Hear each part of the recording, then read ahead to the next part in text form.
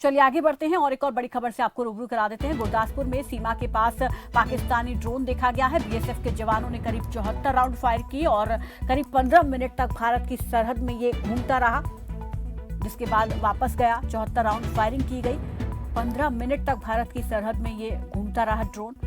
गुरदासपुर में सीमा के पास पाकिस्तानी ड्रोन देखा गया। बीएसएफ के जवानों ने भगाने के लिए 74 राउंड फायरिंग की और करीब 15 मिनट तक ये भारत की सरहद में घूमता रहा। और इस पर ज्यादा जानकारी के साथ संवाददाता जितेंद्र कुंडल हमारे साथ जुड़ गए। जितेंद्र, क्या जानकारी मिल पा रही है?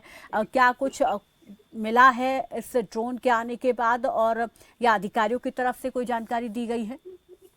जी प्रीति जी, अधिकारी की तरफ से ही जानकारी दी गई है कि जो पाकिस्तान की तरफ से ड्रोन भारत की तरफ आदिया पोस्ट है, बीएसएफ की चेक पोस्ट है, वहां पर 15 मिनट लगातार भारत की तरफ देखा गया ड्रोन, पाकिस्तान ड्रोन, और लगातार बीएसएफ की जवानों की तरफ से 72 राउंड फायर भी किए गए, 72 राउंड फायर किए गए और 2 पीलू बम भी छोड़े गए, क्योंकि रात को धुंध होती है। धुंध के कारण जो एरिया है, सरहदी एरिया, वहां पर बॉर्डर पर धुंध बहुत होती है और धुंध के कारण शायद पाकिस्तान की तरफ से अपनी लगातार कोशिशें की जाती हैं, लेकिन बीएसएफ के जवानों की तरफ हर बार उनकी कोशिश नाकाम की जाती है। अगर पिछले दिनों की बात करें तो पिछले दिनों में लगभग एक हफ्ते में, एक सप्ताह में बात करें तो 6 बार ड्रोन भारत की तरफ देखा गया।